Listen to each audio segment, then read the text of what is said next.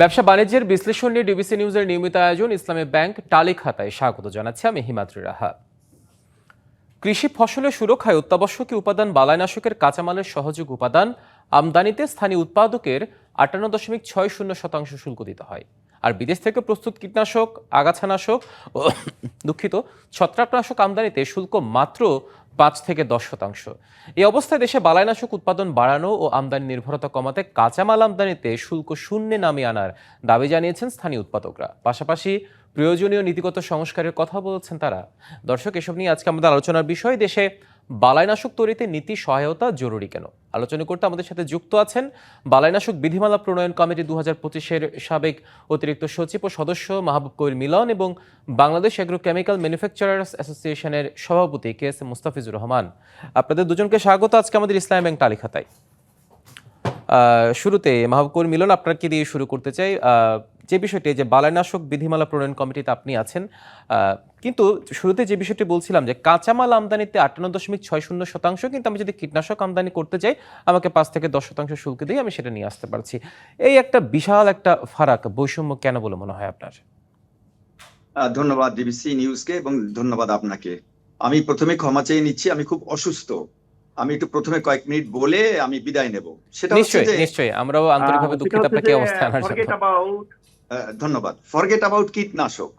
আমার দেশের শিল্পনীতি কি, আমার দেশের বাণিজ্য নীতি কি, আমার দেশের আমদানি নীতি কি, বিনিয়োগ নীতি কি, শিল্প উন্নয়ন একই জিনিস। এটা আমার একদম কমন সেন্স, আমি ছোট্ট করে বলি, একটা বাচ্চাও বুঝবে। যে জিনিস আমদানি করা হয় প্রচুর ডলার দিয়ে, হাজার হাজার কোটি টাকা দিয়ে, সে যে কোনো জিনিস হোক, খেলনা হোক, কীটনাশক হোক, রকেট হোক, লঞ্চ হোক, জাহাজ হোক, যে কোনো জিনিস হোক, সেটাতে আমাদের দেশের প্রত্যেকটা সরকার এই নীতিগুলো এমন ভাবে সেট করেছে যে আমদানির বিকল্প যদি আমরা দেশের উৎপাদনে যাই, মানে শিল্প গড়ে তুলি, এবং সেই শিল্প, ওই পণ্যের ওই শিল্প যদি আমি ইন্ডাস্ট্রি দেই, আমি বিনিয়োগ করছি, আমি এমপ্লয়মেন্ট দিচ্ছি এবং আমি এক্সপোর্ট করছি, তাহলে সব নীতির একটা মূল উদ্দেশ্য থাকে, লজিক থাকে। সেটা হচ্ছে যে আমদানি পণ্য যা ডিউটি হবে তার থেকে ইনসেনটিভস দেওয়ার জন্য, মানে শিল্প উন্নয়নে বা ইন্ডাস্ট্রি গড়ে তোলার জন্য ইনসেনটিভস দেওয়া হয়, সেই ডিউটিটা হবে অবশ্যই আমদানির যে ডিউটি ফিনিশড প্রোডাক্টসের, একটা খেলনা হতে পারে, ওই যে আবার বলি একটা জাহাজ হতে পারে, যে কোনো জিনিস হতে পারে, তার থেকে অনেক নিচে, অনেক কম duty, tends to be zero. না হলে তো আমার শিল্প গড়ে উঠবে না। তো আমাদের দেশে যত শিল্প গড়ে উঠেছে, আপনার ওষুধ শিল্প বলেন, প্লাস্টিক শিল্প বলেন, যত শিল্প, আমরা তো স্বয়ংসম্পূর্ণ ছিলাম না। ঔষধের কথাই ধরেন, সব আমদানি নির্ভর ছিল। আমদানি থেকে এখন স্বয়ংসম্পূর্ণ ঔষধ শিল্প কিভাবে ডেভেলপ করে 20 কোটি মানুষকে চাহিদা মিটিয়ে বিদেশে রপ্তানি করছে, সেটা হচ্ছে যে শুল্ক টেন্ডস টু বি জিরো। আপনি যদি এবং পরবর্তীতে আমদানিতে বাধা আরোপ করা হলো ঔষধে, যে আপনি ঔষধ ইম্পোর্ট করে আনতে পারবেন না, জীবন রক্ষা করে, যেটা বাংলাদেশে তৈরি হয় না সেটা হয়তো আনতে পারবেন। তাহলে এবার আসেন কীটনাশকে। কীটনাশক আমদানি হয়, মুস্তাফিজ ভাই ভালো বলতে পারবেন, সম্ভবত 6,000 কোটি টাকার, প্রায় 1 লাখ মেট্রিক টন আমদানি হয় চায়না এবং ইন্ডিয়া থেকে। আচ্ছা, আমদানি নিয়ে আমাদের কোনো কথা নাই, আপনারা আমদানি করেন, কোনো সমস্যা নেই। ধরেন 1 লাখ মেট্রিক টন, 6,000 কোটি টাকা, আপনি আপনি আমার খরচ হবে বা আমার ডলার যাবে 6,000 কোটি টাকার, কোনো সমস্যা নেই। কিন্তু আমাদের কথা হচ্ছে একটাই, কীটনাশক মাস্ট বি পিওর। এবং আরো বলি, আমাদের যে আমি যেহেতু ফুড সেফটি অথরিটিতে ছিলাম দীর্ঘদিন, আমাদের যে খাদ্য চেইন, এই যে নিরাপদ খাদ্য, আমরা যে হাহাকার করে বেরছি যে আমাদের নিরাপদ খাদ্য দরকার, এই ফুড চেইনটাকে ধ্বংস করেছে নাম্বার 8, মানে 80% দায়ী হচ্ছে কীটনাশক। তাহলে এই কীটনাশককে আমাদের ধরতে হবে, আমদানি করেন অসুবিধা নাই, কিন্তু must be pure. Heavy metal থাকা যাবে না, কোনো রেডিও অ্যাক্টিভ এলিমেন্টস থাকা যাবে না। দুঃখজনক ব্যাপার হচ্ছে, আমরা টেস্ট করেছি অনেকবার, এই কীটনাশক হেভি মেটালে ভরা, রেডিও অ্যাক্টিভ এলিমেন্টস আছে, রেডিয়াম, থোরিয়াম, অ্যান্টিমনি, ইউরেনিয়াম পাবেন আপনি টেস্ট করলে।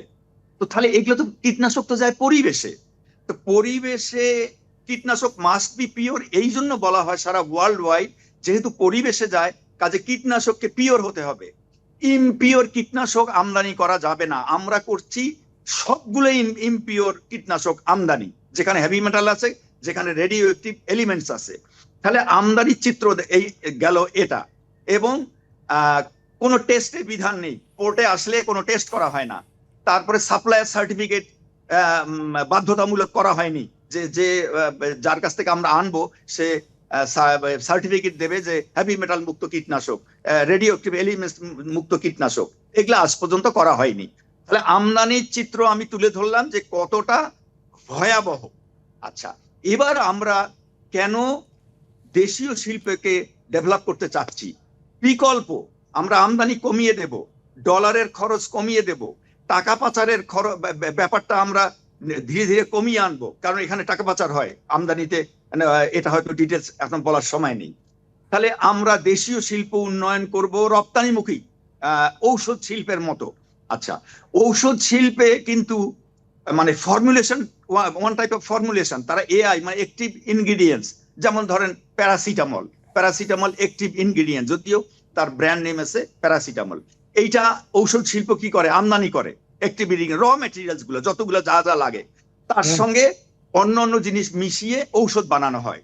তাহলে তাদেরকে যদি সরকার এত ইনসেনটিভস দিতে পারে, ডিউটি শূন্য করতে পারে দেশীয় শিল্প উন্নয়নের এবং রপ্তানি শিল্প করার জন্য, কীটনাশকে কেন করা হচ্ছে না?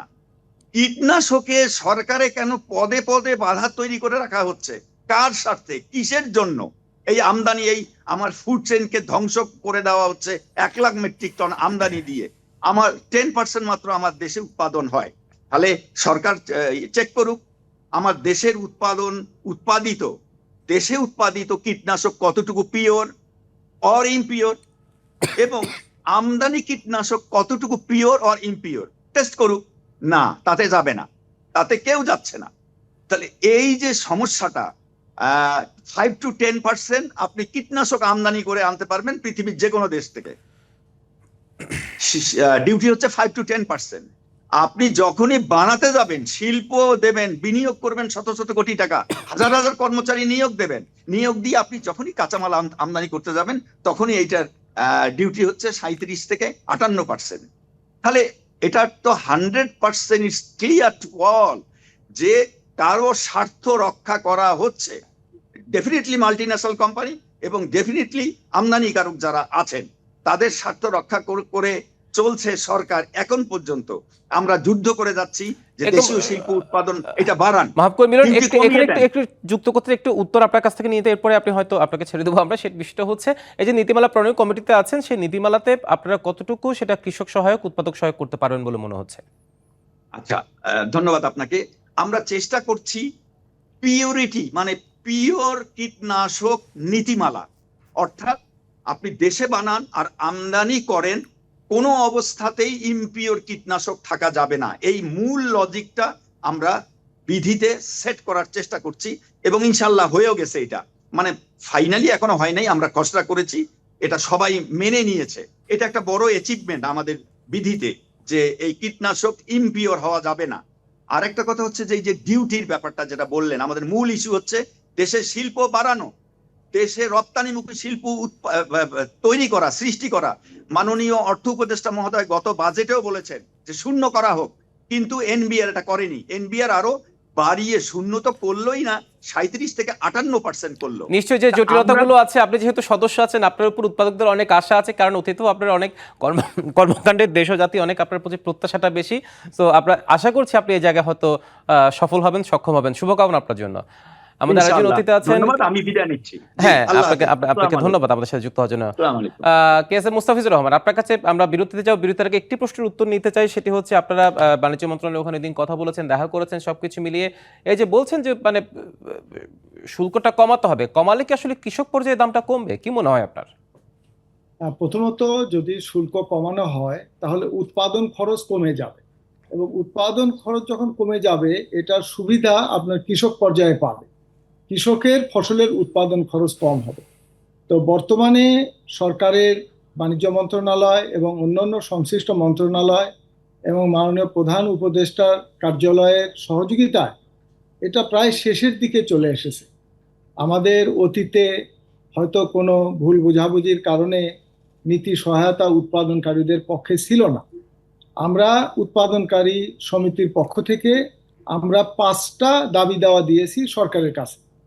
একটা হলো আপনার শুল্ক সংক্রান্ত বাধা, যেটা একটু আগে এই বালাইনাশক বিধিমালা প্রণয়ন কমিটির অন্যতম সদস্য জনাব মাহবুব কবির সাহেব তিনি বলেছেন শুল্কটা এখানে একটা বাধা হয়ে দাঁড়িয়েছে, যে উৎপাদনমুখী এবং রপ্তানিমুখী শিল্পকে দাঁড় করাতে হলে আপনাকে এখানে তাকে ইনসেনটিভ দিতে হয়। তা আমরা ইনসেনটিভ চাচ্ছি না, আমরা আমদানিকারকদের চেয়ে যেন বেশি না হয়, যেটা আমাদের বিনিয়োগ আইন এবং হলো শিল্প আইনে এরকমই বলা আছে যে কাঁচামালের উপরে কখনো এরকম ডিউটি হয় না, হবে না। সেটা একটা ভুল বোঝাবুঝি আছে এখানে, যেটা মাননীয় উপদেষ্টা মহোদয়ের যিনি বিশেষ সহকারী ডক্টর অর্থাৎ শুল্কটা থাকুক, কিন্তু একটা সহনীয় পর্যায়ে থাকুক, আপনাদের দাবি হচ্ছে এটা। এবং বেশ কিছু প্রস্তাব আপনারা প্রস্তাবনা দিচ্ছেন, সেই প্রস্তাবনাগুলো নিয়ে আমরা আলাপ করবো, কিন্তু তার আগে একটা বিরতি নিয়ে আসতে চাই মুস্তাফিজুর রহমান। দর্শক, বিরতি নিয়েছি ইসলামী ব্যাংক তালিক হাতে, সঙ্গে থাকুন, ফিরছি একটু পরে।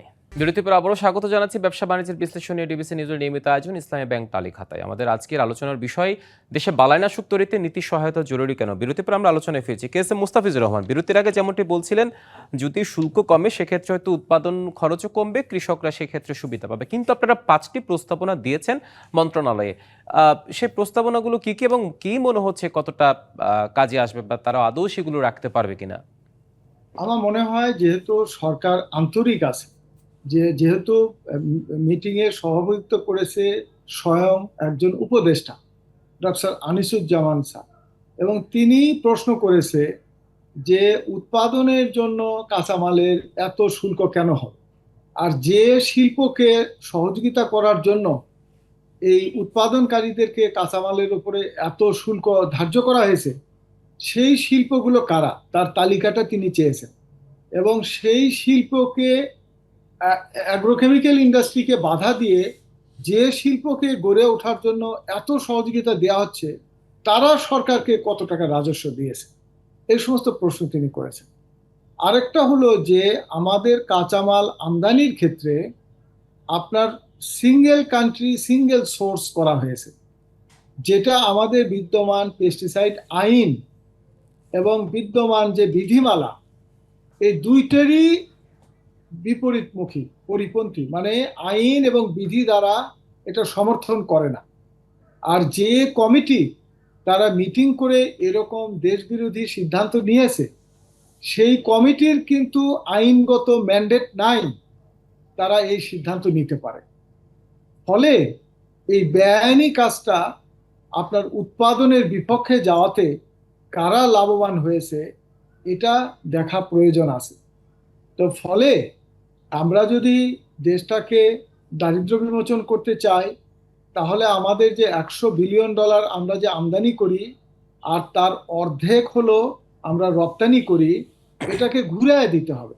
এটাকে উৎপাদনমুখী এবং রপ্তানিমুখী একটা অর্থনৈতিক ব্যবস্থাপনা গড়ে তুলতে হলে আমদানি যেগুলো হচ্ছে তার বিকল্প পণ্য যেগুলো এখানে উৎপাদন করা সম্ভব সেগুলোকে উৎপাদনে হাত দিতে হবে, নীতি সহায়তা দিতে হবে। তার মধ্যে একটা অ্যাগ্রোকেমিক্যালস ইন্ডাস্ট্রি, এই কীটনাশক শিল্প তার মধ্যে অন্যতম প্রধান, রাসায়নিক শিল্প তার মধ্যে, রাসায়নিক সার এর মধ্যে অন্যতম প্রধান। আমরা যে লক্ষ লক্ষ টন, প্রায় 25 লক্ষ টন আমরা সয়াবিন তেল আমরা আমদানি করি। আমরা ধান উৎপাদনকারী দেশ, আপনার ধান থেকেই তো রাইস ব্র্যান্ড হতে পারে। আমাদের এই কাঁচামালগুলো ইন্ডিয়ারা নিয়ে যাচ্ছে এবং আমরা হাঁসের বাচ্চাদের খাওয়াইতেছি একটা অজ্ঞতাবশত। আপনি তো ধান থেকেই তো আপনার সম্পূর্ণ আপনার এডিবল অয়েল, ভোজ্য তেল আপনি এখানে আনতে পারেন, সেটা তো আমরা করি নাই। রাসায়নিক সারের বিকল্প কি কি এখানে উৎপাদন করা সম্ভব আমরা সেটা করি নাই। কিছু সার আছে যেগুলো খনিজ পদার্থ, সেটা আপনি এখানে উৎপাদন করা সম্ভব নয়। আমরা ওই সমস্ত যে দেশে খনি আছে সেই দেশের সঙ্গে আমরা সুসম্পর্ক স্থাপন করে ইচ্ছা করলে আমরা ওখানেও প্রক্রিয়াজাত শিল্প করতে পারি, অথবা ওখান থেকে আমরা আমদানি যেটা নিয়ে আসছি কিভাবে তুলনামূলক সুবিধা কম দামে পাইতে পারি সেই ধরনের বন্দোবস্ত করা যেতে পারে। আমাদের যেমন ধরেন নিশ্চয়ই আমরা চাই আসলে নীতি সহায়তাটা হোক, এই সহায়তা হলে পরে কৃষকরাও একটু সস্তি পায়। আপনাকে অসংখ্য ধন্যবাদ K S M Mustafizur Rahman Islami bank তালিক হাতে আমাদের সাথে যুক্ত হওয়ার জন্য। আপনাকে ধন্যবাদ, সেই সঙ্গে দর্শক শ্রোতা যারা। দর্শক, ব্যবসা বাণিজ্যের বিশ্লেষণে ডিবিসি নিউজের নিয়মিত আয়োজন ইসলামী ব্যাংক তালিক হাতে আছে পর্যন্ত, সঙ্গে থাকুন।